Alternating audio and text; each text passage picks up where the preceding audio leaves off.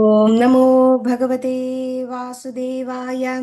सान्द्रानन्दावबोधात्मकम् अनुपमितं कालदेशावधिभ्यां निर्मुक्तं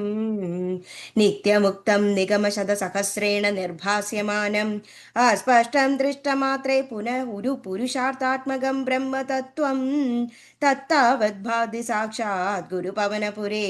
हन्तभाग्यं जनानाम् नम्राणां सन्निधत्ते सततमपि पुरैस्तैरनभ्यर्थितानपि अर्थान् कामानजस्रं वितरसि परमानन्दसान्द्रां गतिं च इत्थं निशेषलभ्यो निरवधिकफलपारिजातो हरे त्वं क्षुद्रं तं शक्रवाडी द्रुममभिलषति व्यर्थम् अर्तिव्रजोर्यम् सूर्यस्पर्धिकिरीडमूर्ध्वतिलगत् प्रोद्भासि फालान्धरम् कारुण्याकुलनेत्रमाद्रकसिदोल्लासं सुनासापुडम् गण्डोदन्मकरापकुण्डलयुगं गण्डोज्ज्वलत्कौस्तुभं त्वद्रूपं वनमाल्यहारपटल श्रीवत्सदीप्रं भजे केयूराङ्गदकङ्गणोत्तममहारत्नाङ्गुलीयाङ्गीद श्रीमद्बाहुचतुष्कसङ्गदगदा शङ्गारिपङ्गेरुहाम् काञ्चित् काञ्चन काञ्चिलाञ्चिदलसत्पीताम्बरालम्बिनीम् आलम्बे विमलाम्बुजद्युतिपदां मूर्तितवार्तिचिदम् पठन्तो नामानि प्रमदपरसिन्धौ निपतिताः स्मरन्तो रूपं ते वरद कथयन्तो गुणकथाः चरन्तो ये भक्ता त्वयि खलु रमन्ते परममुन्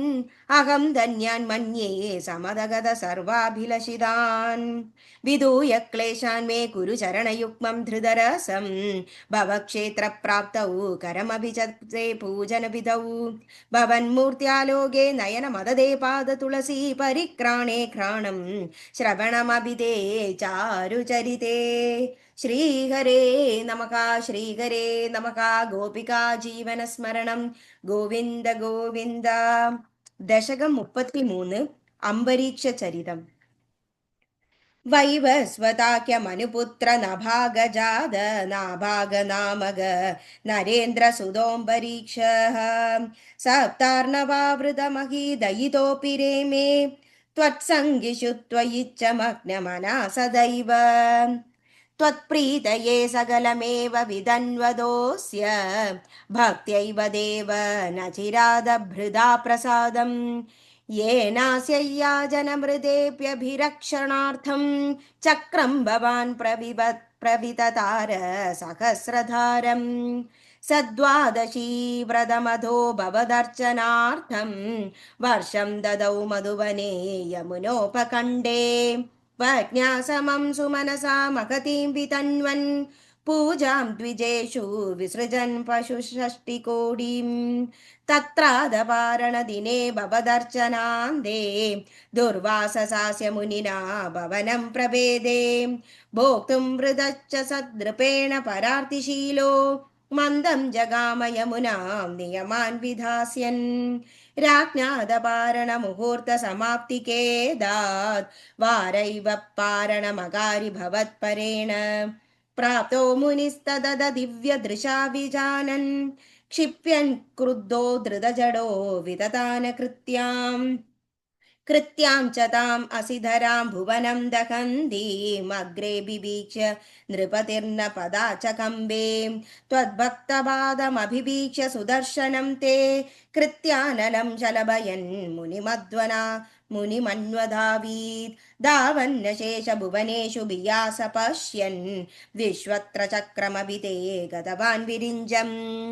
ककालचक्रमधिलङ्घयतीत्यपास्तः शर्वं ययौ सज भवन्तम् अवन्दतैव भूयो भवन्निलयमेत्य मुनिं न मन्दम्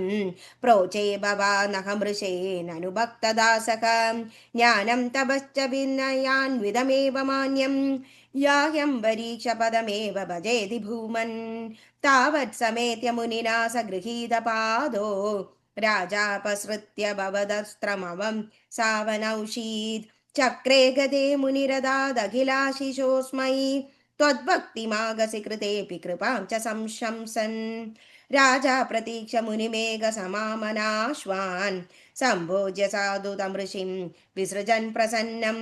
भुक्त्वा स्वयं त्वयि ततोऽपि दृढं रथोऽभूत् सायुज्यमाप च समां पवने शपायाः